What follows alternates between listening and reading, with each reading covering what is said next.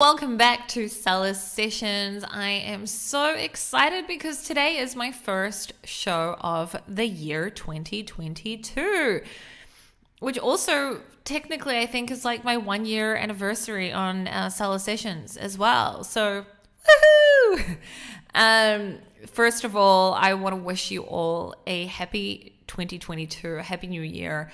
I hope that you guys just have a super, super kick-ass year. I actually just yesterday put up on my YouTube channel, the Sharon YouTube channel, a core values and goal setting video. So I highly recommend that you go watch that as well. It can help you to really set some goals for the new year. But in today's podcast, I wanted to start off the year with some motivation. And you're going to see soon, this is pre-recorded. I made a video with one of my clients. Her name is Carrie, and she is just so inspirational. She's so kick-ass, and she is so relatable. And I wanted, Danny on Seller Sessions does a lot of in-depths with really successful people who are well-known in the industry, but not as much do we also really tell the story of just, typical sellers that are just like, us, you guys, me. They're just normal people that are either trying to make it or have already made it. And I know today, like, I'm not in the same scenario because I'm now, and also in the industry. But before I started speaking at events and joining seller sessions in my YouTube channel, I was just a seller like everyone else. And it really inspired me to hear other people's story who were really relatable. So Carrie's going to come on and she is going to speak about her journey in Amazon, and she's just so resilient. She's gone through so many ups and downs, and we're going to talk about them in today's podcast. And some key things that I would encourage you to look out for from this video is how at the end, brand building and working on a product with branding in mind pays off. It really, really does. And I've spoken about it since joining Seller Sessions many times, that I really, really believe that, I've always believed in it, but I also think that it's even more applicable and more crucial today. And I hope that you also hear that in Carrie's story today. So Carrie's about to come on. I hope you guys enjoy today's video. I really, really enjoyed making it. And I will also be inviting on more sellers as well to tell us their stories. So let's get started. I am so excited to have Carrie on today, who has. Hi, how are you, Carrie? Good. And yourself? I'm good. I'm super excited to have you on. We've been speaking a long time about doing this. Life happened. So we're finally doing it today. And we're going to, so Carrie, when did we first start working together? Like 2019? Or am I exaggerating? No, I believe it's been about 2 years. Mm-hmm. So Carrie is basically, we're going to be sharing your successful journey from selling on Amazon, but we're going to tell it exactly how it really went, because you went through a lot of ups and downs, and we're going to tell you a story from the very beginning until up to today. But before we start, do you want to just give a little intro to like your background before you got into Amazon, and how you found out about Amazon, and then we'll take it from there. Yeah. Well, like most people, I'm working a corporate job for a, Fortune 500 company. I went the traditional route with, getting my bachelor's and then going on to get my master's before I even knew anything about Amazon and selling on Amazon.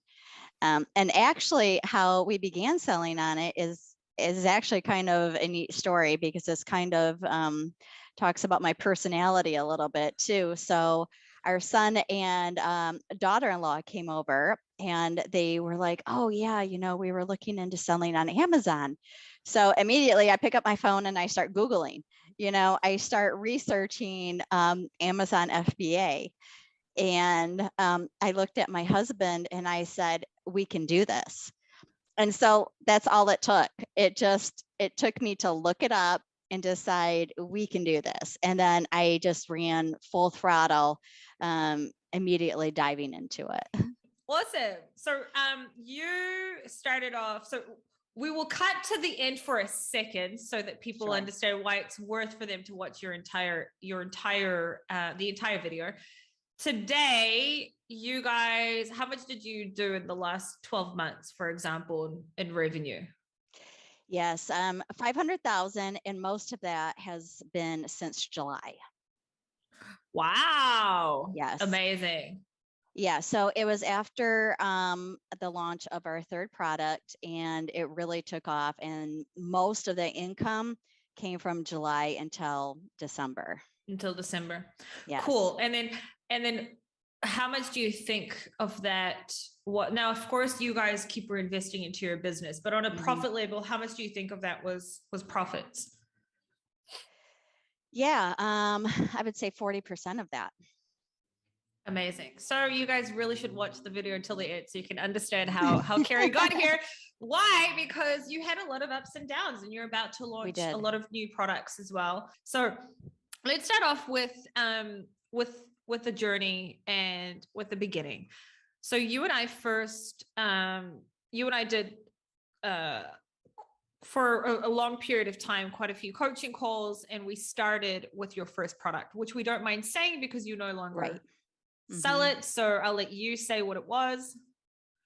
Yeah, so when we first, I went through the traditional route of finding, a product using helium-10, and so we started selling spy camera detectors. So I will give a disclaimer because, as we know, people are going to hear this and they're immediately going to begin to research it. Do not sell it. It's a highly oversaturated niche, and the thing is that you get a lot of returns because people don't know how to use the product. And it's kind of one of those subjective type of products where you have to use it right. And if you don't, then you're going to get a lot of returns, which we were definitely getting with it. So awesome. So that was the first product. And when you first started, so when we started, I'm pretty sure that from the beginning, I was like, Carrie, like I'm a bit worried about this product, but we were trying to get rid of all the stock that you had from what I remember. And you were selling that, but from memory, it was still profitable, wasn't it? It was profitable. Yes. Even despite all of the returns and all of the we're having, I mean, it was a constant struggle because it wasn't a product that we designed, like our current product. We bought it and then branded it. Everyone was constantly stealing our images, our listing, and all that. So it was a constant fight with the spy camera detectors. And so it was definitely a battle, but yeah, it was actually still profitable, and we were actually still making money despite all of the obstacles. I also remember that there were, like you said, there were certain ways that you kept getting returns because people didn't understand how to use it. But I also remember that I was like, we need to change some images. And you are an example of someone who, like, anytime I've said, Carrie, we should do this or that, you've always done it. You haven't worried about like the money side of it, because getting professional photos and things like that, it is expensive, but you've always done it. And I think we changed your images at some point from memory to make it, try to make the functionality of the product a little bit more understandable from the images. And then you also had a big problem, which by you going through this problem later saved me when I went through because I knew what to look for because you had gone through it. So let's tell everyone what happened when what was it, 2020 or something like that?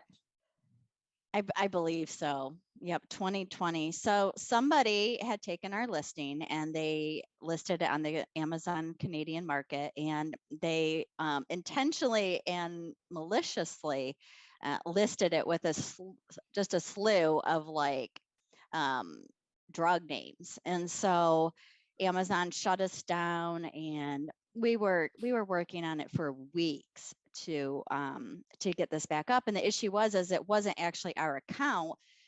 It was somebody else's account, but because they listed it under the same ASIN, they shut us down. And so due to all of the issues that we were having with the product, we decided not to fight legally to get it back up and running. Because we just decided to cut our losses with that. But it was definitely frustrating because, despite all the issues we were having with the product, it was actually selling, and we were actually one of the highest price ones, by Detectors as well. And so, we decided not to pursue the legal means to get us back up and running. Obviously, if anything like that happened with this brand, we would be on it immediately. Of course. You went through that, and then I went through that, and actually I think it happened to both of us in the same year, but for me it was different. Somebody had uploaded a flat file through my Canadian account and uploaded and changed the same type of keywords that you had, like really weird stuff like lion's ear and stuff like that. Remember? Yeah. It was like strange cute. And because it happened to me on Prime Day, because you had gone through it, I already knew to look through the Canadian. Otherwise, it could have taken me days to understand what had happened. So basically what happened was, for us, I still think it was someone internal, but never mind, had uploaded, because you could see the flat file that was uploaded in the Canadian account of ours, and they had changed all of the keywords to terrible keywords, and it took down our American listings on Prime Day.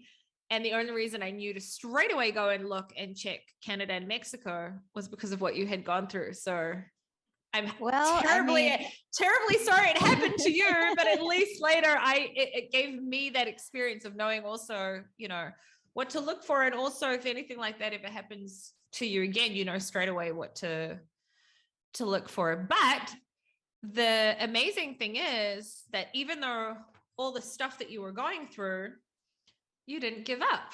So I remember you came to me with this product idea, and you asked me what I think about it from the way that I remember it. And I was like, I think this is a great idea. I think it will really, really work. And I could already envision what you're now doing, which is the amount of different versions of this that you could do.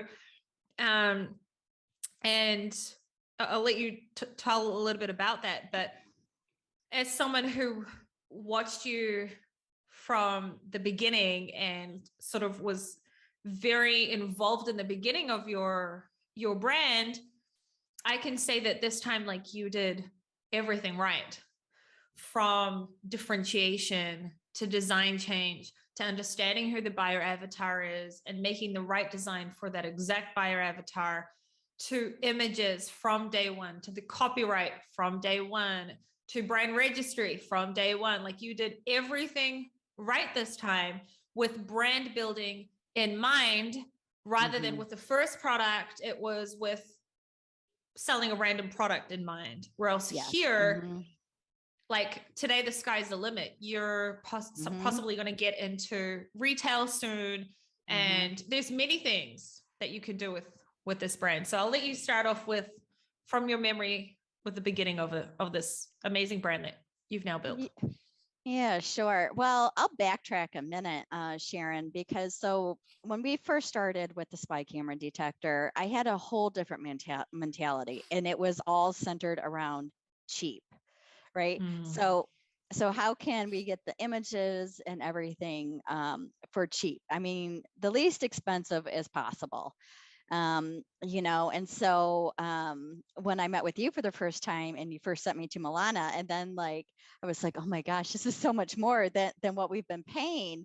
But it wasn't until I actually started working with Milana and some of the other people, I'm like, okay, it's how they do things that set them apart from what we were doing. It's a night and day difference between the images we have now than the images we had on the spy camera detector.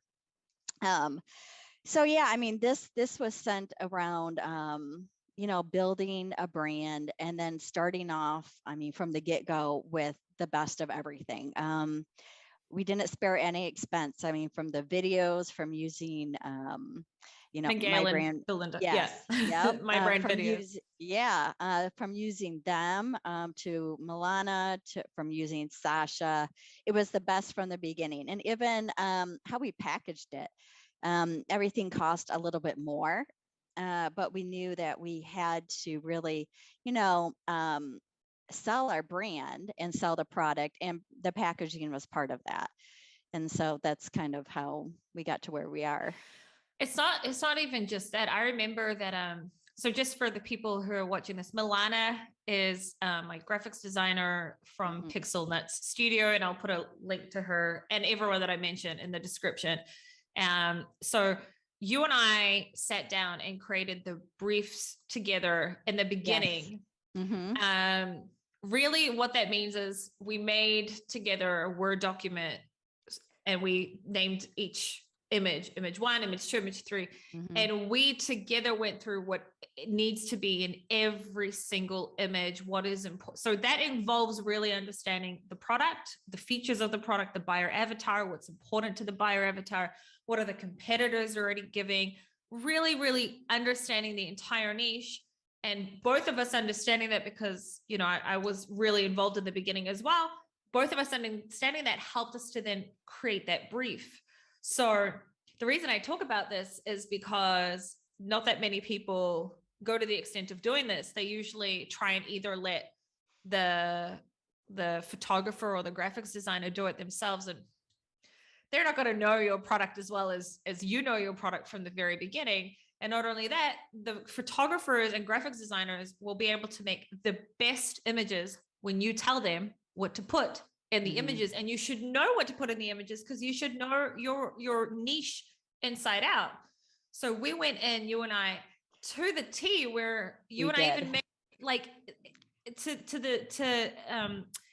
even with the exactly what the videos need to look like, right? Yes. The exact where it needs to be in this place, and what kind of people need to be in this, and what angle, like everything.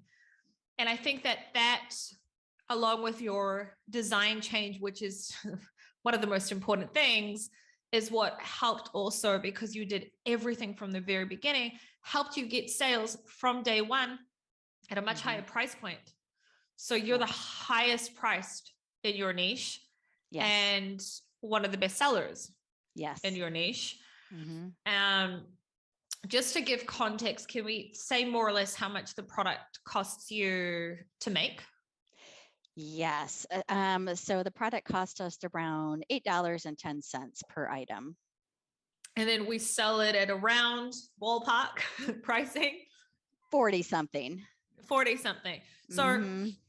So we can say that you guys on average make, I think it's like above $15 profit, something like that per unit, right? Above.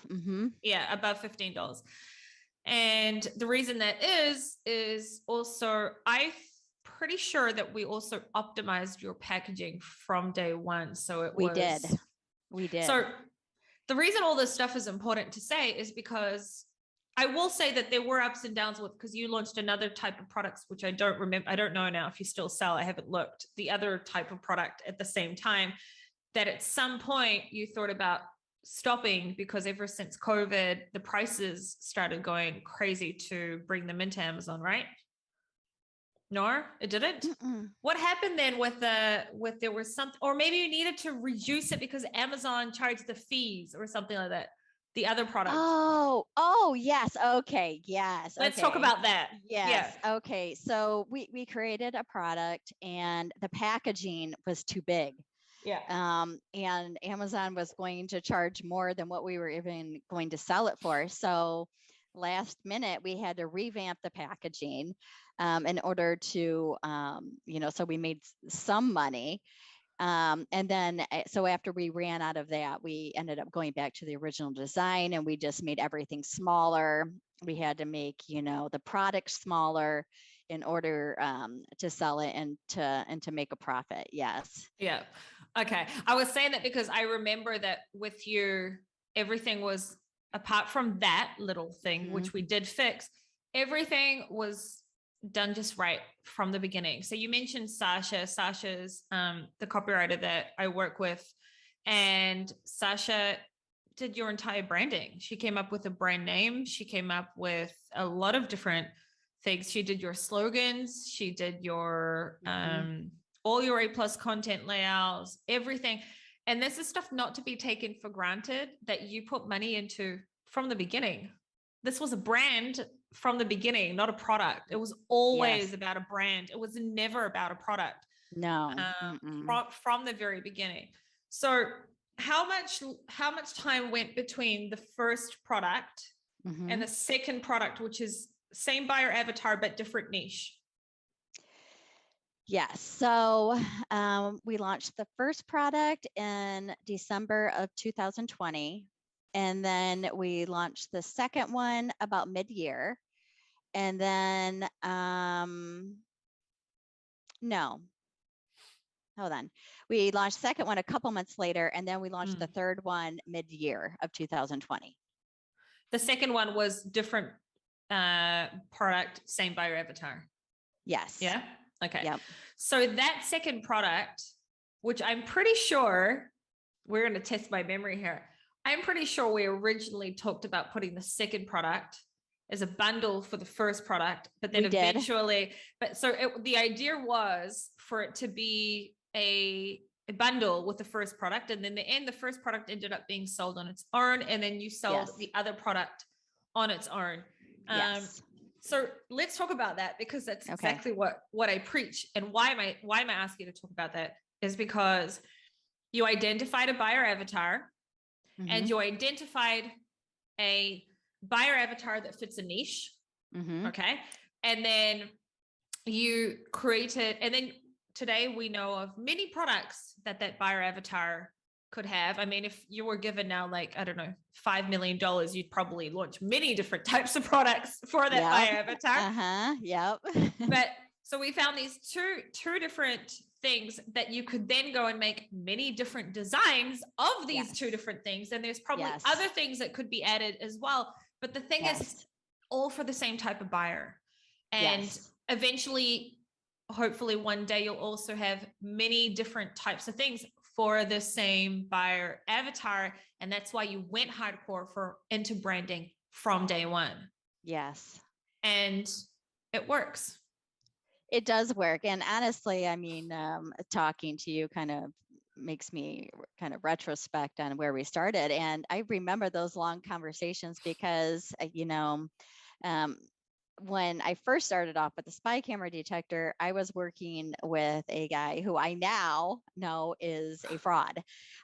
He's a scam. I remember asking him, how much money are you earning a month? And he's like 10 grand. And now I know that's like nothing, I mean, but as somebody who was ignorant in the world of Amazon FBA, I mean, we spent thousands of dollars getting coaching from this guy.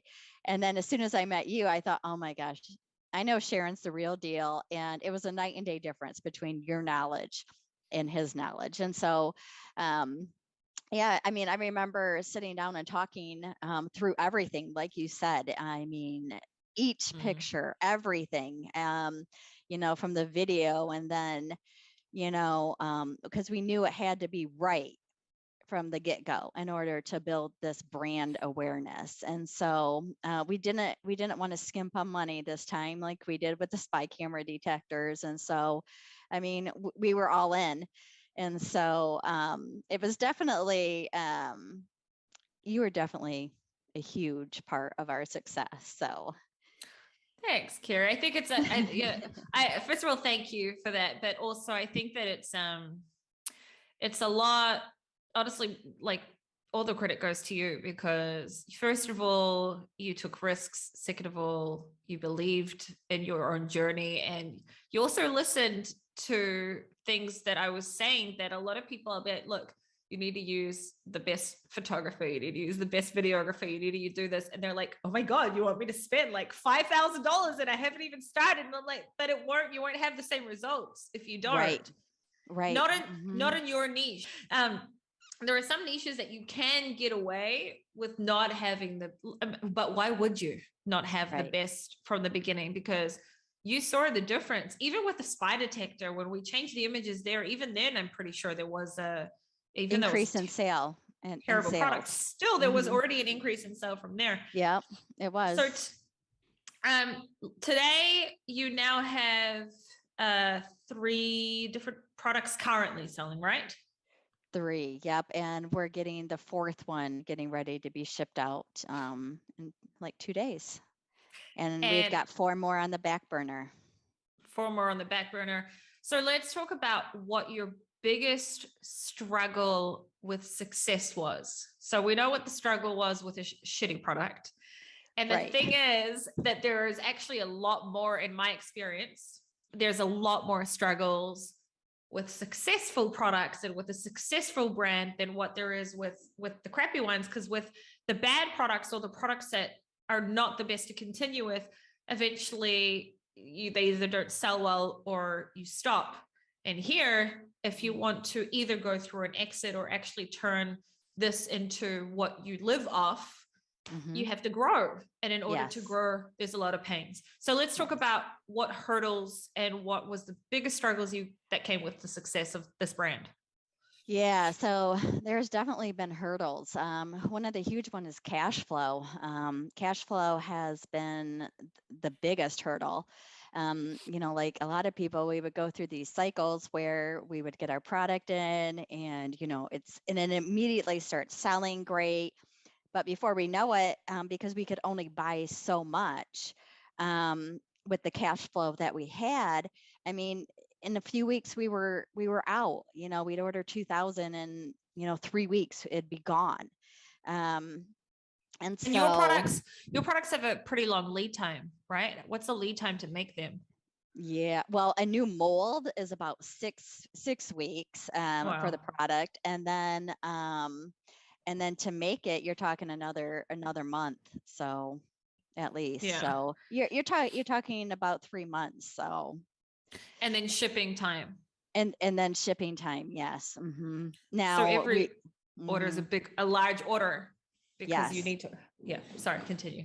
Yeah, well, and so that was the main issue. And so, over since we launched this brand in 2020, and I actually have to backtrack, we actually launched our 3rd product July of this year, which is where the 500,000 primarily came from, was after we launched that. But it was cash flow. And so, my husband and I were talking and we're like, what are we going to do about it? And so we went through the traditional means. I reached out to seller funding. I tried to, we tried to get a loan. They said, no, our brand didn't have enough reviews yet. It hadn't been in business long enough. They didn't want to loan us any money. We tried Amazon lending. They wouldn't lend us any money. And so finally I worked with, our factory and my sourcing agent. And I was like, listen, I said, we can't make the type of money that we want to make because we keep running out. And then like our checks will start off as being tiny. And then by the time they work up to being a decent size, we're running out of product again. And then we're out for another month or 2. And so we worked with the factory. I mean, we have built a relationship with them, a rapport. And so they worked out a deal with us where essentially they make the product and we pay them every 2 weeks and there's no interest on it. And so, I mean, there's no really terms. We wrote something up with the minimum amount depending on sales and the maximum amount, based on sales. Obviously, as we add in more products, that maximum amount will definitely increase. But yeah, I mean, and that is what has allowed us actually now to get to this point. We just ordered, a large quantity, thousands of our product. And a lot of that is already almost gone. And we just ordered the largest quantity yet of over 14,000 plus, of these products. And so this will allow us to stay in stock long enough to have that steady income where now the factories are earning money, but now we have a steady income coming in. And they're also willing, to kind of support us adding in the new products too. So because they see that we are consistent and honest, so we consistently give them the money that we've talked about. So they're willing to do that for us. I think that first of all, that's amazing that you worked out terms with the supplier. Second of all, it's also just a testament to your resilience, because I sent you to Sellers Funding and I honestly believed that they would give you money. Basically, I believe that I was kind of sad. I was sad when they didn't, but this actually ended up being better. But you are the one who gave me the idea for that, because you mentioned about, have you talked to your factory about, giving you terms? And I thought, well, let me try this.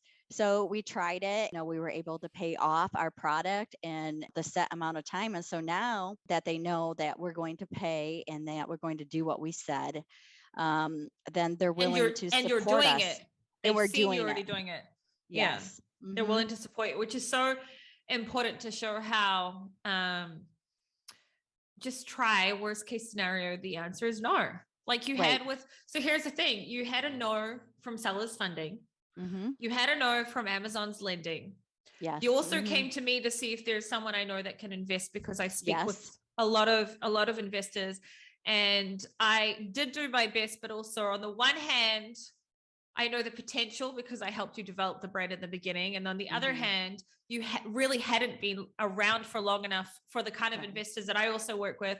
And you don't know this, but your sourcing agent also sent me a WeChat asking, am I getting anywhere with finding an investor? And I was like, I don't know if you know this. Do you know that? No, I didn't. No. Because I work with the same sourcing agent as yours. And she reached out to me and also asked me, do you have an investor, or do you know someone that can? And I was like, no, I don't. And now hearing that you actually went and, got those terms. So you got to know from Sellers Funding, you got to know from Amazon, not intentionally. You got to know from me. I wish I could have found someone. No, it's okay. and then 3 no's, and you didn't quit. You just went and kept trying until you found the person that said yes. And it could not have been a better scenario, because no matter what other version you would have found to this, the best one is to get terms with your supplier, because it gives you space to breathe. It's you don't feel strangled, because you don't have it's a scary thing to have all of your cash flow, all the money that you have put into this. I do want to backtrack for a second and speak about the second product that you had an issue with it, because now as we talk more, things are coming back to me. So I remember that you sent me a message and you said, it's not going to be profitable anymore. We're thinking of stopping it, the second product. And I was like, in my mind, are you crazy? You can't stop it.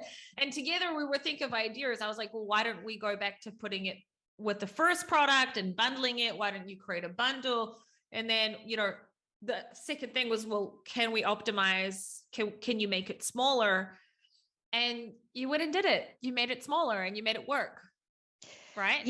Yeah, we made it smaller, and we actually revamped it based on feedback that we were getting about the product. So I think that's another thing that is important, is even if it costs you money, you have to listen to the customer. So if you're getting feedback and it seems to be consistent feedback, then you have to take a look at your product and say, okay, what can we do to change this? So what we did is we worked with the factory and we're like, okay, this is the feedback we're getting. So what can we do to change this, to make this better?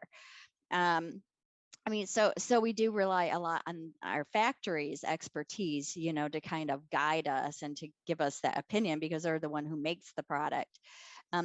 Just like we do with the first product and all the preceding products that we're going to make. And so, we revamped it, and actually we've been out of stock of that for like 4 months. So now it's like a brand new relaunch all over again, because it, like everyone else, it sat on the port for about 4 months. So yeah. So amazing.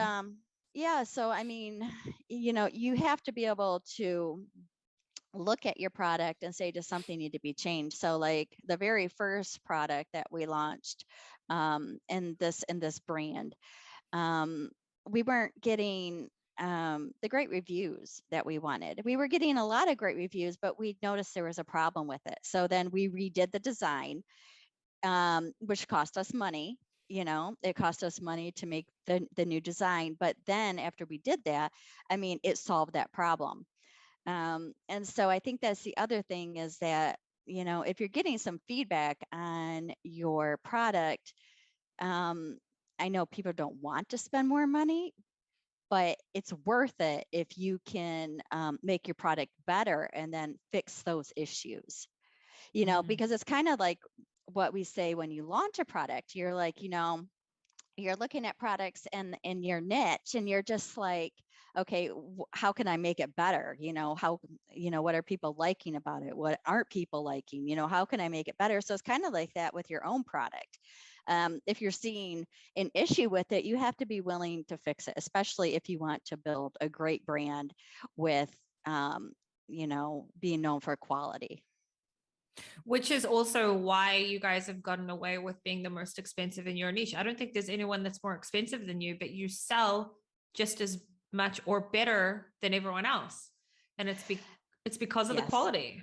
it is It's because not of the just, quality. it's the design, it's The the design, yeah. quality, it's the design, it's the quality. Now, if we talk for a second about differentiation, differentiation has to be seen from the search page. If your differentiation point cannot be seen from the search page, you don't have a good enough differentiation point. And your differentiation could hardcore be seen from Yes. from the search page. I think that the fact that, so if we obviously we're not going to talk about what types of products, but you didn't, like, let's just say if the product was a cup, for example, you didn't make a new cup. You took this cup and you changed the design of the cup. It's not a cup. We're giving an example. You can see on my lipstick. you took the design of this cup and you just changed the design to fit a certain buyer avatar. You didn't invent. You don't have to be an inventor. You didn't invent this product. You just found something that existed, changed the design to fit a certain buyer avatar, added this one other thing to it, put hardcore branding into it, and you sold from day one with 0 reviews from the beginning. Day one, yeah. And the great thing about our product is because the way that we did design it, so it kind of spans multiple niches. So so we're not just hitting one group, we're actually hitting multiple groups because of the way that we design it.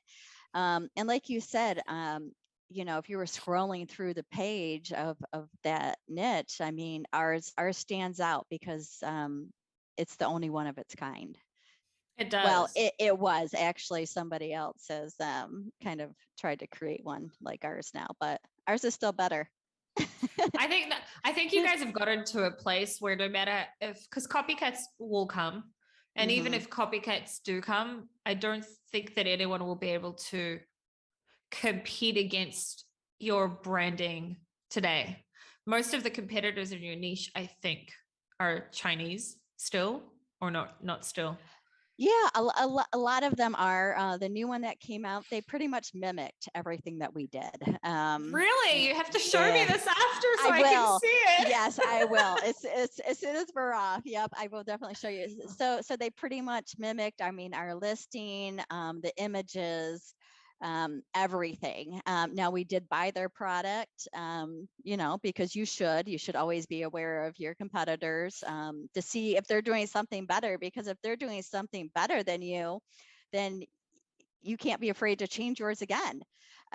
So we did look at their product. We we got it, we tested it, and we're like, okay, how does ours compare to this? And we walked away with ours is still better. And we did take away a couple things from the new seller that we're going to implement in ourselves, that will only make our branding better. But yeah, they but the difference is they took things that are already out there and designed it, where ours are all copyrighted, so no one can take anything that we do, because we actually work with Milana and an illustrator to design our products. So because we want them to be unique. Yeah.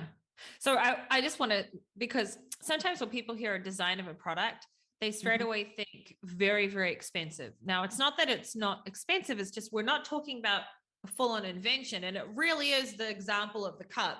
So it's the same type of cup and just a different design on the cup that fits a very specific type of buyer avatar. And the design that you have on the thing that we're calling a cup is that's the main differentiation. Like, Yes. so you didn't invent the cup. That's what I also want people to understand, is that you can take an existing product, but sell it to a specific niche. And, you know, and you don't have to try and target everyone. You can try and target that specific niche and make it work. You reminded me that something that's very important, competition. So you purchased from the very beginning all of your, the top competitors for both of the products that you had, because again, we said you've got same type of buyer avatar, two different types of niches. And I remember you and I sitting on the call and you showing me they have this, they have that. Do you think that we should have it? This is that. So like, there's so much thought that went into this from the beginning. You didn't go cheap on not buying your competitors' products. You didn't go cheap on photography, on branding, on even the slogan of the brand. I even remember you sent me like 7 different logos and said, which one do you think's the best? And different names. And, you know, and it paid off, because I believe that next year you'll hit 7 figures. Like you'll be there, especially with all the new designs coming in. I believe next year will be multi 7 figures. Yeah. So I agree. Definitely high up there. And actually, we're at the point now where my husband's going to quit his job. Yay. So we are at that point, and we believe that after we launch these next 3 products, that I will also be doing this full time, because you know we've done the numbers, and you know we figured out if you are selling X, you know, even 200 at 40 some dollars a day, you know, everyone can do live the off math that there. Yes. Yeah, you can live off that. And then eventually, I'm pretty sure in sometime the next couple of years, an exit will be the next thing. Yes, the exit is definitely the next thing. I mean, we are expanding. So right now we are working with a company to get our product in boutiques. So we're working on that aspect of it. We're also working on, you know, possibly getting our products on QVC and some other places. So so we have big plans that we're moving forward with right now. But the exit, yes, is definitely 18 to 24 months from now, we will definitely begin to look into selling. Look into that. I think that, I mean, after the recording of this, you and I will sit down and talk about some stuff, but you guys have done really, really well without even doing certain things that are the next, like social media, you haven't really done yet the way that it could be, right? No, yeah, and that's actually where you know, I'm trying to get that up and running right now. I've been trying to look for a virtual assistant to help with that, because you know, because I am still working full time, and I don't have time to do everything. And so that is actually one of the things I want to talk to you about.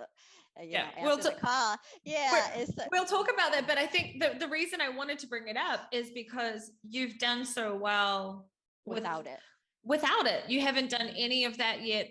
I'm pretty sure you probably haven't hardcore worked with like influencers yet. Amazon Live. I think there's a lot of things that if we now add that as the next step, I think you could even be getting to 7 figures a lot quicker. We have to say that, you know, when we say 7 figures, of course, we're talking about revenue, but you guys have a 40% margin. So you've got an amazing margin. Let's really quickly talk about the margin, and then we'll start to wrap it up. But okay. Why am I saying this is because I always tell people that leaving wiggle room is extremely important because there are so many unknown things that could happen. And if your margins are already very, very slim, and suddenly COVID happens and shipping prices go up to 25K a container, or suddenly Amazon decides to change something and your FBA fees go up, or Amazon scans your product as bigger than what it is, or shit happens, basically, Yes. Mm-hmm. you need to have wiggle room. And then also there's PPC. So Mm-hmm. you guys have seen lots of ups and downs with Mm-hmm. shipping prices and also having to buy more inventory, all sorts of different things. How much easier do you think it makes it that you have that wiggle room? Because the worst case scenario, you'll still be profitable, just maybe a little bit less. Well, yeah, I mean, I think it's important, and obviously we're always trying to optimize cost and all that. And even with the shipping, like we do something called fast shipping.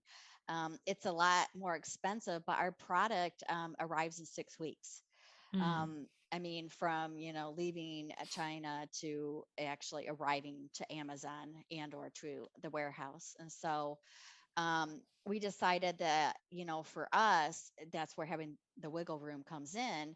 Um, that is more important to us, making sure that we have product that's going to arrive in a timely manner by using a more expensive fast shipping method than what we did with I was just talking about our second product where it sat on the port for 4 months and we've been out of stock, for 4 months. And so, I think that is where it's important to have some wiggle room, where you can still be profitable, but you can maybe spend more, maybe like when I'm saying, in shipping in order to make sure that it gets there in, a And fast PPC that can change as well. Cost can method. change at different. What do you think the percentage of sales that come through PPC are today compared to organic for you guys? Yeah, our PPC is our numbers are very low. I mean, the percentage. So a lot of the sales, and honestly, I haven't actually looked at that lately, but our A cost is, I want to say it's like around high 20s, 30s for the brand, Mm. which is pretty good margin. So that Yeah. means I would say 70% of our sales are coming organically. Organically. Yeah. Mhm. We haven't had a PPC call in ages. I should No, have a look at no, your we haven't, PPC. and we did something different, with this brand, and it's different because I think different brands may do different things for PPC. So like this one, I started off doing, and where we get tons of sales is product targeted from day one. I know a lot of people don't do that from day one, but we did. And from day one, we were getting sales, Mm. targeting our competitors. And then we kind of broadened that product targeting to, different niches that, related to our product. And those are doing very well. So Mm. sometimes, you got to think out of the box a little bit with your PPC too, and say, what goes along with this, and I would say 80% of our sales come from product targeted PPC. Yeah. The PPC sales, 80% of the Yes. PPC sales. Mm-hmm. Yep. And then also, what you mentioned there is we'll call it like a lot of your PPC sales. We haven't had a PPC calls in months, but I remember a lot of your sales came from complementary products. Yes. So, for example, if we'll say that this is a cup with a sloth on it, right? And then someone was buying, I don't know, this AirPods thing with a sloth on it. It was going after sloth lovers Yes. as an Mm-hmm. example. I Yes, love using the exactly. sloth as an example. So I should have used owls because owls are actually my thing, but whatever. Anyway, I think that that's something also for people to think about Mhm. because a lot of your sales did come from the complementary types of products where you also stand out because not many of your competitors do what you do. So suddenly Right. you are still a sloth lover's product as an Right. example, but no one else looks like your sloth cup, as an Right. example. So don't you love my Yeah. examples? Yeah, exactly. And I didn't let the like competitors or the other price deter us from targeting them. I mean, as it's important to continually optimize your PPC, and so I just got rid of a bunch of things the other day that hasn't sold, so I shut off a bunch, and then I'm always creating new. I'm always looking for new products in the niche that we're selling in, what's new, and I immediately begin targeting them. So I think that's important. You have to constantly be aware of what's going on in your niche, and you have to be watching what's coming out, and who your competitors are. And don't be afraid to buy their product, because I mean, you have to know what your competitors are selling, especially if they come out and they copy something like we had. They did something similar. It wasn't our design. As soon as I seen it, because I'm looking every day, I was like, I'm buying this. I have to see what this is and how it, compares to ours.